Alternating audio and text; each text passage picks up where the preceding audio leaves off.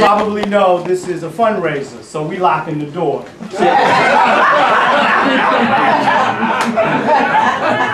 You know, y'all thought y'all were cool when you didn't have to pay nothing coming in.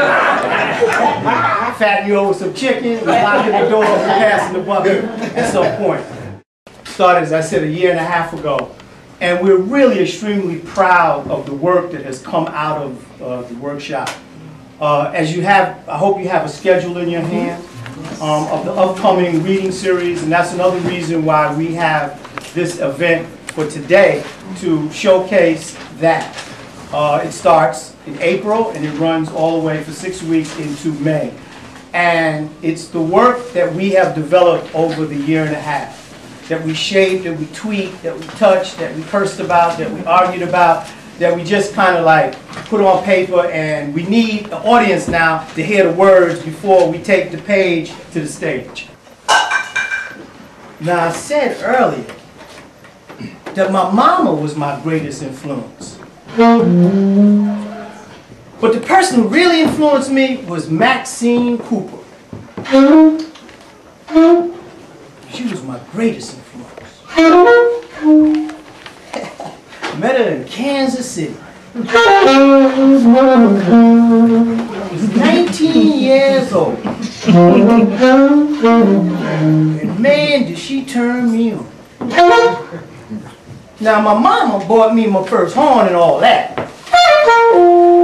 But she encouraged me to play professionally. You know, matter of fact, my mama even let me go on the road with my music teacher when I was 17.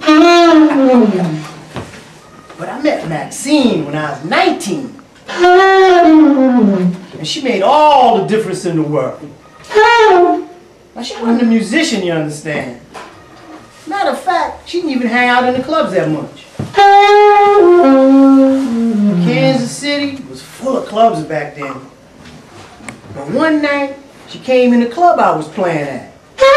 I was playing with Curtis Porter's band. You heard of Curtis Porter? Oh, you got to listen to some of his music sometimes. Now you see, when I'm playing, I usually don't look at anyone. Usually keep my eyes closed. But for some reason, I started staring at Maxine and the way she was looking at me. I said to myself, when I finish this set, I got to jump off this bandstand and meet that woman. And I went over and I did just that. When I went up to her, she was real friendly, you know. She waited for me until the gig was over. And we went to a restaurant, had a quiet meal. Now at that time I was drinking a lot, you know. I ain't drink that now. I didn't want to miss nothing she said or did.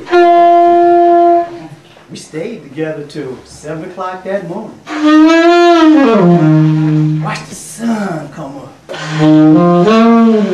You ever been to Kansas City? Got to go in the summer and watch a sunrise. There's something about a Kansas City sunrise.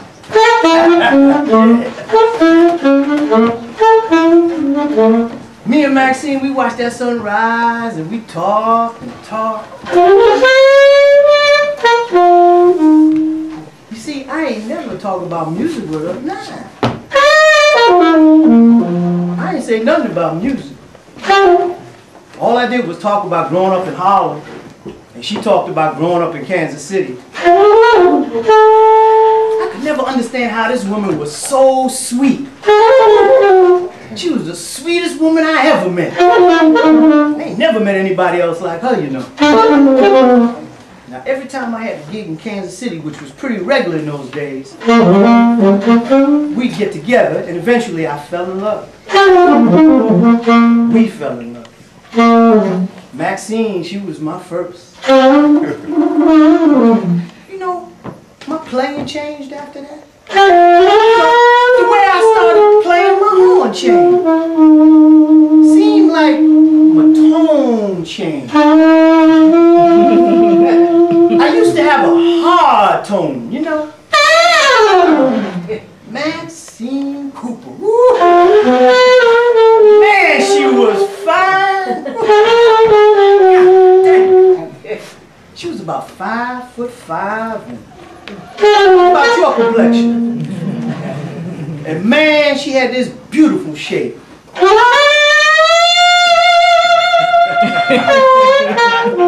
Breasts. You ain't never seen anything like that. And those sweet lips would curl around mine when we kissed. Man, Maxine was fine. See, she just made me feel real good. You ever have anybody like that? Oh, you ain't talking.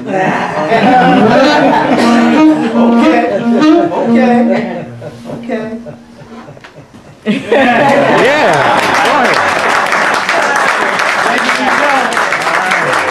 The indomitable Marge Eliot.